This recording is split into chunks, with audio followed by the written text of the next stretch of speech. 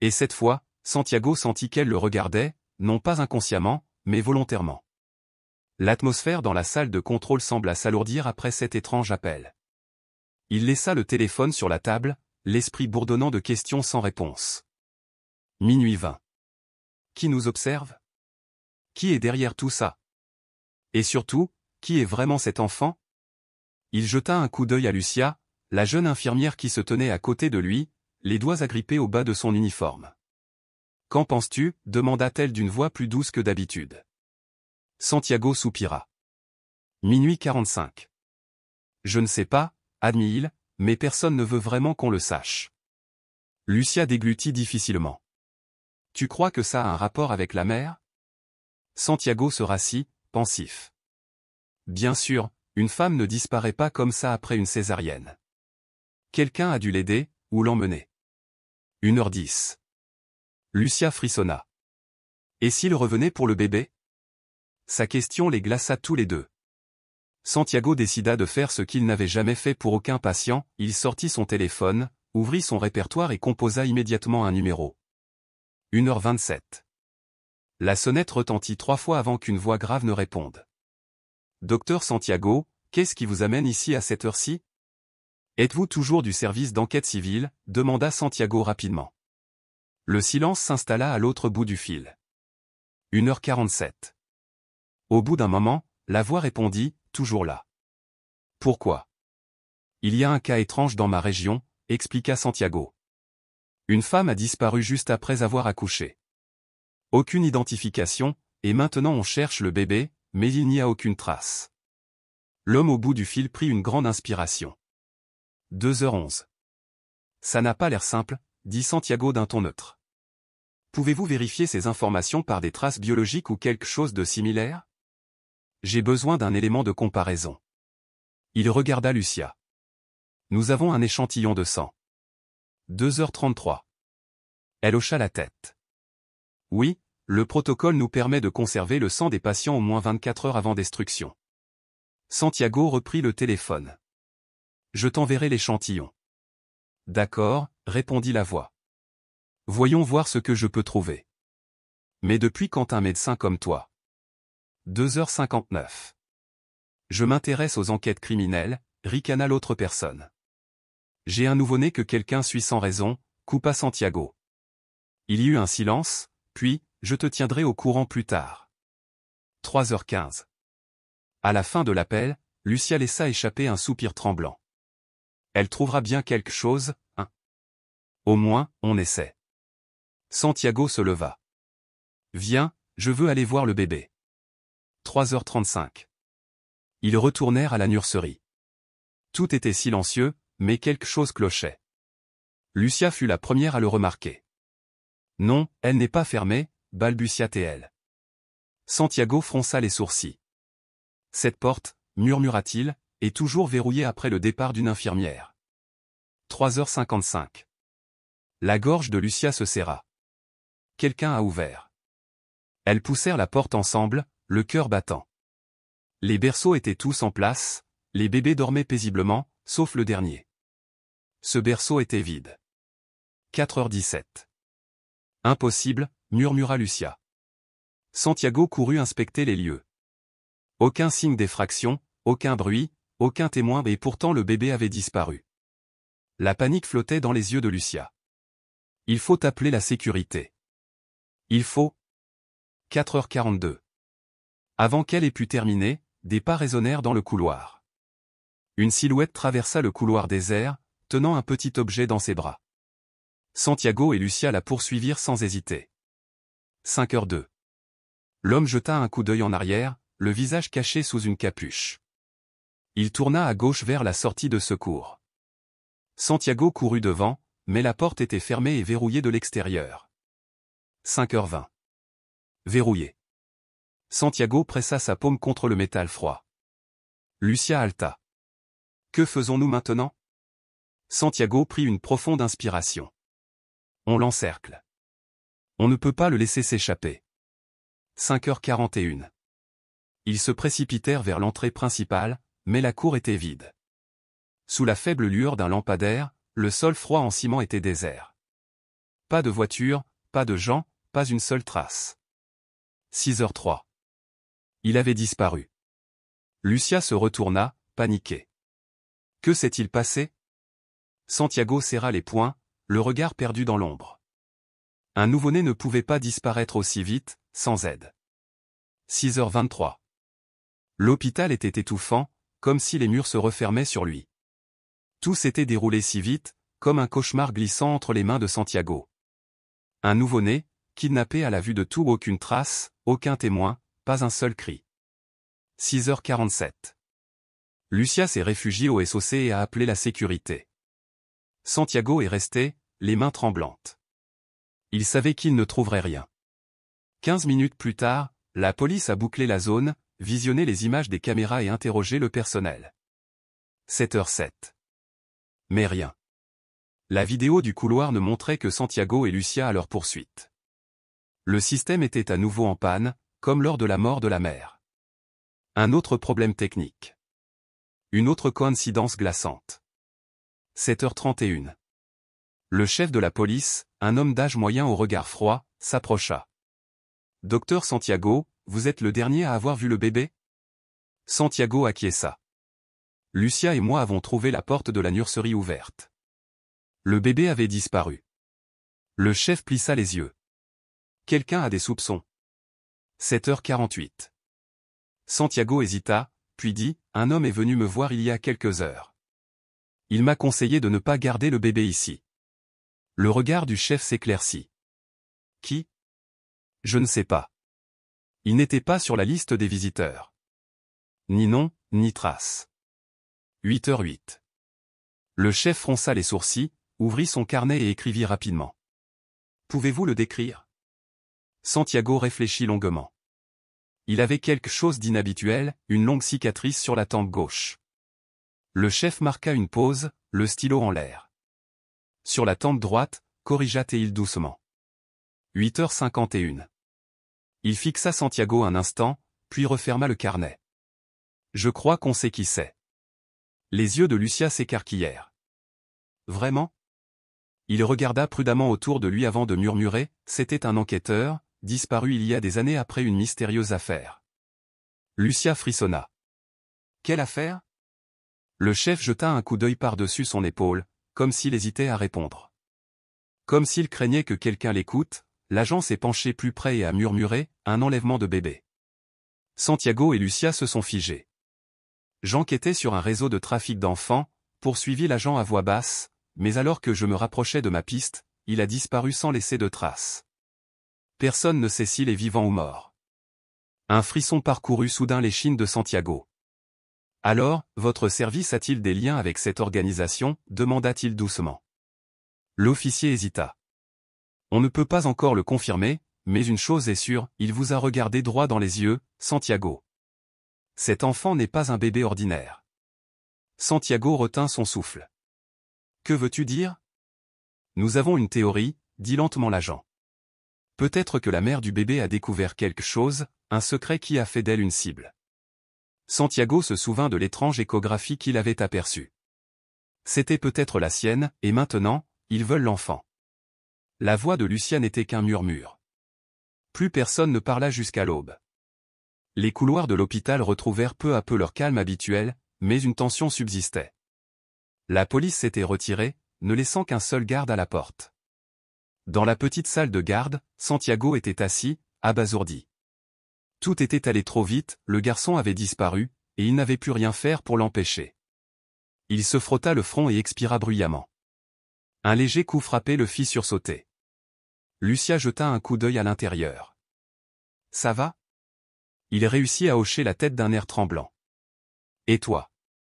Elle hésita, puis dit, « Quand j'ai examiné le dossier plus tôt, j'ai trouvé quelque chose d'étrange. » Santiago haussa les sourcils. « Qu'est-ce qu'il y a ?» Lucia sortit un petit bout de papier jauni. Il a été glissé entre deux pages de la maternité. Elle le lui tendit. Il le déplia et lut le message, « Protégez-le. Ne les laissez pas le trouver. » Sous ces mots se trouvait un étrange symbole, identique au tatouage sur le poignet de sa mère disparue. Un frisson le parcourut. Il traça le symbole du bout des doigts tremblants. Qui a laissé ça ? Lucia semblait tout aussi perplexe. Je n'en suis pas sûr. Mais je connais quelqu'un qui pourrait le déchiffrer. Elle sortit son téléphone. Un ami du département de sémiotique de l'université, je lui envoie une photo. Quelques instants plus tard, son téléphone vibra. Il dit que le symbole appartient à une organisation secrète, annonça Lucia à voix basse. C'est rare, mais il a été utilisé dans des documents de protection des témoins. Le cœur de Santiago battait fort. Protection des témoins. Alors la mère était un témoin protégé? Si c'est le cas, ajouta Lucia, il la traque. La peur lui serrait la poitrine. Alors, l'enfant est en grand danger. 20 minutes plus tard, ils étaient assis en face du chef de la police et d'un inspecteur principal au caractère d'acier, dans une salle de conférence exiguë d'un hôpital. Santiago fit glisser le message sur la table. L'inspecteur plissa les yeux en reconnaissant la marque. « J'ai déjà vu ça », murmura-t-il. Pressé de questions, il révéla, il y a 2 ans, nous avons protégé un médecin légiste, témoin clé dans une affaire de trafic d'organes. Santiago halta. C'est elle? L'inspecteur hocha la tête d'un air sombre. Ils lui ont donné une nouvelle identité. Il semble qu'il l'ait retrouvée, elle est le bébé. Santiago serra les poings. Il faut les retrouver, avant qu'il ne soit trop tard. L'inspecteur échangea un regard avec le chef. Son dernier signal a été capté tôt ce matin, à une dizaine de kilomètres au sud d'ici, dans une zone industrielle abandonnée.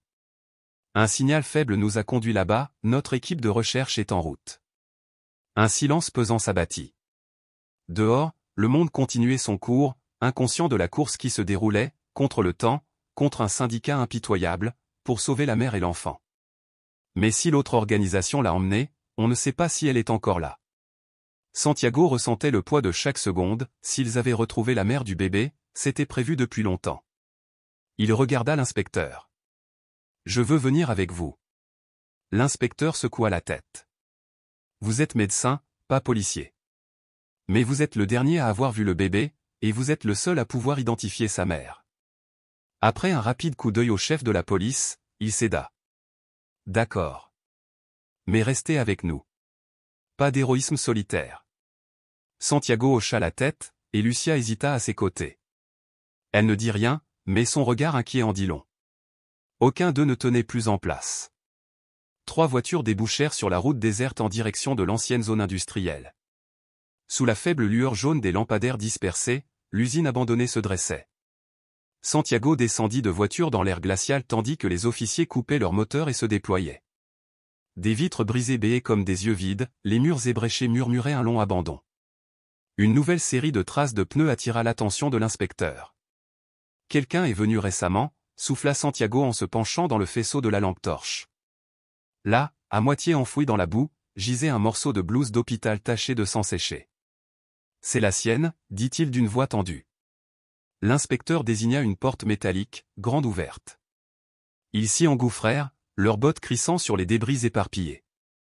Des rangées de caisses en bois disparurent dans l'ombre, le silence n'étant troublé que par le souffle du vent qui s'engouffrait dans les fentes.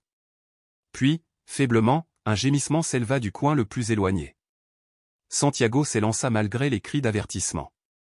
Là, affalée sur le sol poussiéreux, les poignets liés, gisait la femme. Sa respiration était saccadée, ses yeux clos. À genoux, Santiago prit son pouls tandis qu'un policier coupait les cordes.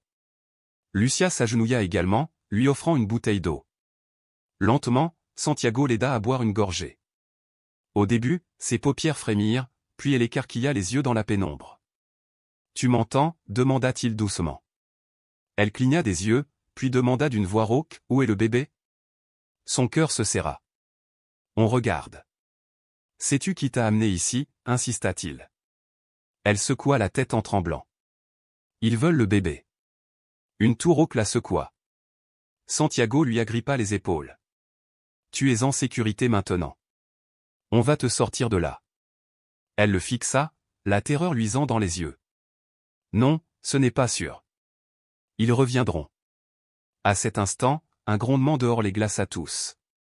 Une camionnette noire s'arrêta brusquement, moteur au ralenti. 2 hommes en sortirent, le regard froid comme l'acier.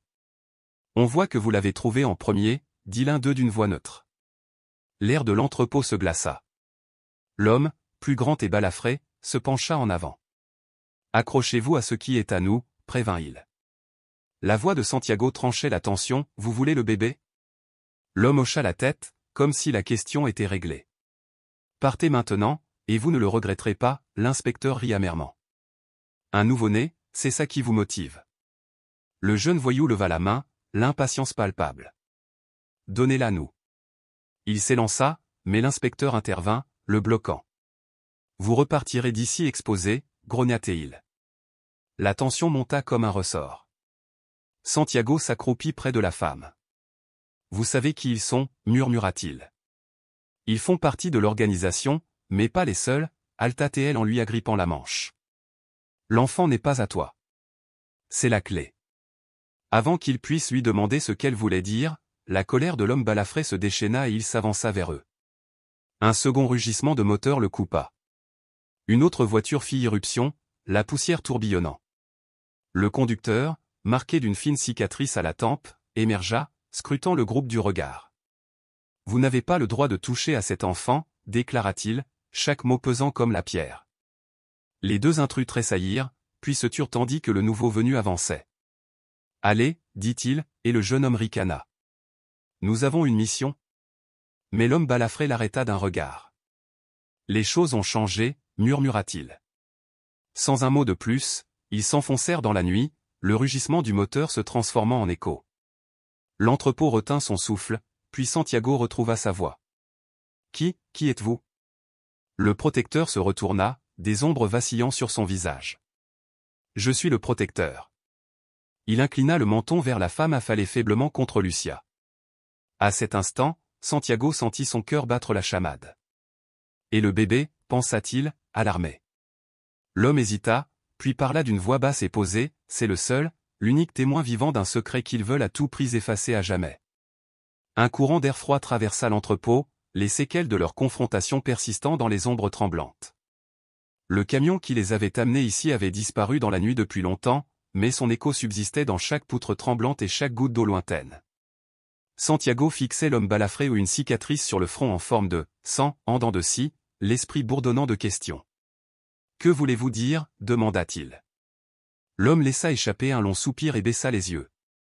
Il est peut-être temps que tu apprennes la vérité. Il s'assit près de la femme frêle. Son regard s'adoucit tandis qu'il tendait la main et écartait une mèche de cheveux de son visage. Elle s'appelle Clear, dit-il doucement. À ce nom, ce fut comme si un rayon de lumière avait percé le brouillard de mystère qui hantait Santiago. Il déglutit difficilement. Tu es vivante. L'homme hocha la tête. Ce ne sera pas facile de se débarrasser de moi. Lucia se pencha et murmura, vous vous connaissez? Santiago ouvrit la bouche pour répondre, mais avant qu'il ne puisse le faire, l'homme poursuivit. Clear était médecin légiste sur une affaire sur laquelle j'ai travaillé. Une affaire qui n'aurait jamais dû se produire. Il sortit une vieille photo noire et blanc de sa poche et la posa sur le sol froid en ciment. Santiago s'agenouilla à côté et observa, un laboratoire faiblement éclairé, avec en son centre un immense incubateur en verre. À l'intérieur, un minuscule fœtus en développement flottait étrangement dans son fluide. « Qu'est-ce que c'est » murmura Lucia. La voix de l'homme se réduisit à un murmure. Une expérience. Clear essaya de relever la tête, des larmes perlèrent dans ses yeux hantés. Il voulait créer des enfants dotés de capacités spéciales. Un frisson parcourut l'échine de Santiago. « Les enfants » répéta-t-il. L'homme hocha fermement la tête. Un projet secret, financé par les personnes les plus puissantes que l'on puisse imaginer. Il crée une nouvelle génération des enfants qui se souviennent de tout depuis leur naissance, qui ont des réflexes insoupçonnés, qui perçoivent le monde d'une manière que nous ne pouvons même pas imaginer. Il jeta un coup d'œil au bébé blotti dans les bras de Lucia. Et ton enfant est l'un d'eux. Clear frissonna, mais parvint à parler d'une voix aussi fragile que la glace. Il était le seul à avoir survécu. Les autres, leurs corps n'ont pas résisté au stress génétique. Lucia haleta.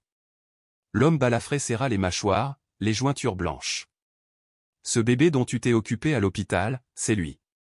Pendant un long moment, Santiago et Lucia restèrent silencieux, stupéfaits, tandis que les dernières pièces du puzzle s'assemblaient. Clear se pencha en arrière et murmura, j'ai aidé à le faire sortir clandestinement du labo. Mais il savait que je le ferais, Alors ils m'ont traqué pendant 2 ans, jusqu'à ce que je n'ai plus nulle part où aller. Les larmes montèrent aux yeux de l'homme. Je ne veux pas qu'il devienne une arme. Je veux qu'il grandisse comme n'importe quel enfant normal. L'homme balafré afficha une expression résolue et déclara, « C'est pour ça que je suis revenu, je t'emmènerai, toi et ta famille, en lieu sûr. » Santiago hésita, jetant des regards inquiets vers les ombres alentour. Ils ne cesseront pas de nous traquer, ils sont déjà allés si loin. Ils ne nous trouveront pas, jura l'homme en plissant les yeux, sa voix empreinte d'une détermination farouche. La voix de Lucia tremblait lorsqu'elle demanda, « Que s'est-il vraiment passé à l'hôpital ?» Les gens qui ont essayé de prendre le bébé. L'homme soupira profondément, comme las des complots invisibles.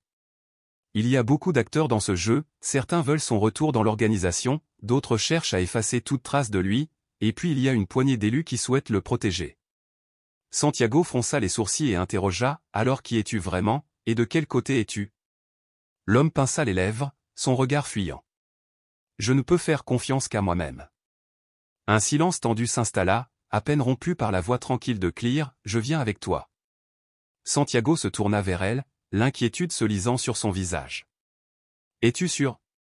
Si tu pars maintenant, on risque de ne plus jamais te revoir. » Clear ferma les yeux, une larme solitaire coulant sur sa joue, et répondit d'une voix émue, « Tant que mon fils est en sécurité, je n'ai besoin de rien d'autre. » Il tendit la main pour l'aider à se relever, un geste de solidarité silencieuse.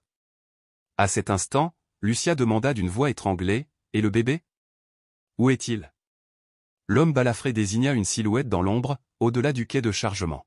« Je l'ai emmené en lieu sûr avant de revenir. » Clear laissa échapper un soupir de soulagement, tandis que Santiago comprit que, pour l'instant, fuir primait sur toute explication. Ils firent quelques pas en arrière, cédant la place à Clear et à l'homme balafré. Dans la nuit, leurs silhouettes s'éloignèrent sous la lueur vacillante d'un réverbère. Clear marqua une pause, se tourna vers Santiago et murmura, « Merci. » Santiago hocha la tête, le cœur lourd mais animé d'un fragile espoir. Au loin, le moteur d'un camion rugit, prêt à les mener vers la sécurité. Lucia se rapprocha et demanda doucement, « Tu penses qu'ils iront bien ?» Santiago observa les feux arrière qui s'évanouissaient, puis répondit à voix basse, « Il le faut. Ce n'est pas juste une fuite, c'est une chance pour un enfant de grandir normalement. Ce n'est pas une expérience, c'est simplement un enfant. »